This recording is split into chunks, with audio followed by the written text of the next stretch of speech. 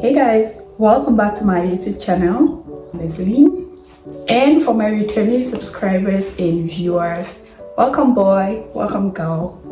In today's video, I am going to talk to you about a couple of life-changing lessons I learned from this book over here. It's called Manifest by Roxie Nafousi. If you are into self-help books, I totally recommend this. You want to read it. By the way, before I get right into the video, here's like a disclaimer for you.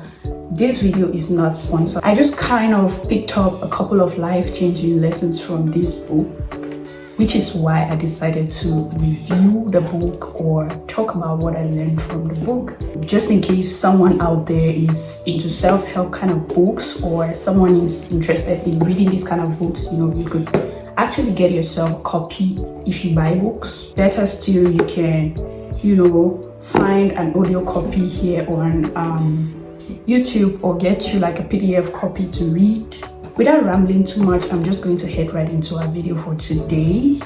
The book clearly says it's going to teach you 7 steps to living your best life. Before you come into the comment section to write that you don't need to read this book to be able to live your best life or to be able to live a happy life, I'm just going to mention that this can serve as a reminder sometimes, when you're experiencing like a low, these kind of books would help remind you of who you are, remind you of what you are able to achieve and all of that. So that's why I really do read self-help books. For me, it's kind of therapeutic. Sometimes when I read these books, I just feel like someone is actually talking to me about a situation in my life. Because I remember when I read this book, I was really at a low. And I remember after reading this book, I felt uplifted. It kind of gave me a different sense of direction and just reminded me of who I really am and what I'm able to achieve just from reading this book.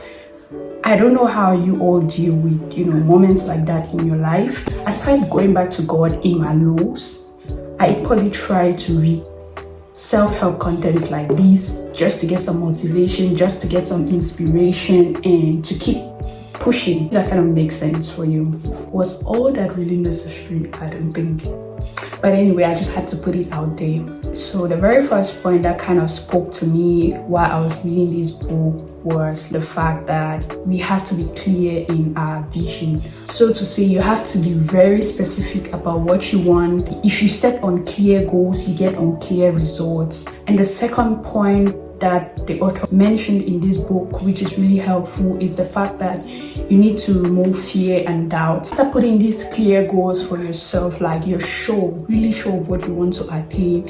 You have to take away fear and doubt, because sometimes we do not achieve our objectives in life, not because we cannot, but because of the fact that we let doubt conquer all those things you are capable of doing. If you are able to deal with fear and doubt, you are most likely able to attain your objectives in life. The third thing is like aligning your objectives. This was one interesting thing for me, because most of the times we don't even realize that this is what we do.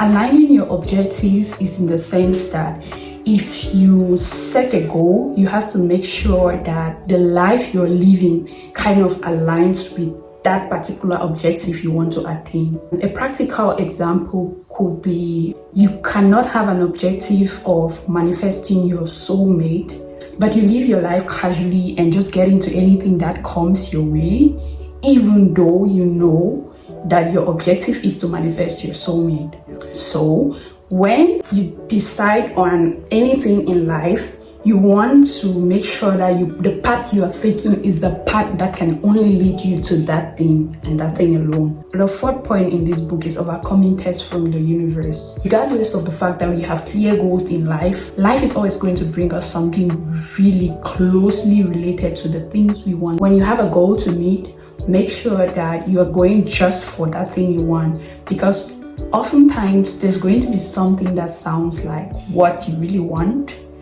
or that looks like what you're looking for, but it is not exactly what you want or what you're looking for. but you have to be able to overcome that test and wait until you get what you really want and what you truly deserve, right? The 5th point is embracing gratitude without caveats. Mind you, gratitude has always been a very important aspect in general. I don't know about you, but gratitude has always been a big thing for me. Lately, what I decided to do was write out 3 things I'm grateful for every day. I know sometimes it's not easy to commit to writing out those 3 things, and I try to write 3 different things every day.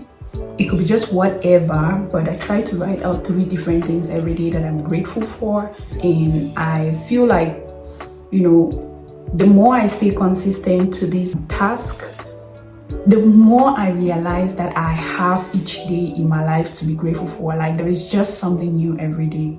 Writing this out will make you marvel at the opportunities you have in your life. The 6th step is the part where the author talks about the fact that you need to learn to turn envy into inspiration. I'm sure you all are like, how can you turn envy into inspiration? Instead of feeling bad that someone has what they have or they're where they are, you should be able to celebrate what they have, where they are, and everything. The very last of which the author mentioned was trusting in the universe, because if you can do all of these things, if you can put all these points into play and you don't get to trust that God is able to, grant you the desires of your heart, then you're most likely not going to get all of that. This was just like some kind of reminder for me that I need to always trust in myself and believe that whatever I am trying to attain is possible and I can do it, So yeah, these are like, the life-changing lessons I got out of this book. Most of these points were not totally strange, especially for someone who reads self-help books. You realize that you've come across a few things from other books which are in this book. But the amazing thing about this book is that it's a summary of everything you would have read in all of those books put together in one small book. You can see how small it is. It can always serve as a reminder for you. It's quite handy. You can have it in your bag whenever and wherever. These are the lessons I learned from this book, and I hope that in some way this equally teaches you something. I hope you found this video helpful. I hope you found it informative and interesting. And if you did, guys, please give me thumbs up and do not forget to subscribe to the channel to become a part of this amazing community, guys. And equally, after subscribing, hit the bell button, because that way you're going to get notified when new videos are uploaded to the channel, and then you can easily watch them. So that was it, guys. Let me know what kind of content you want to see on this channel. I am open to creating videos based on what you want to see. Just write down in the comment section. Let's see what you're interested in, and I'll be sure to pick a few topics that I can record on. Thank you for watching once again, and I look forward to seeing you in my next video. Until then, guys, you stay fabulous and stay blessed.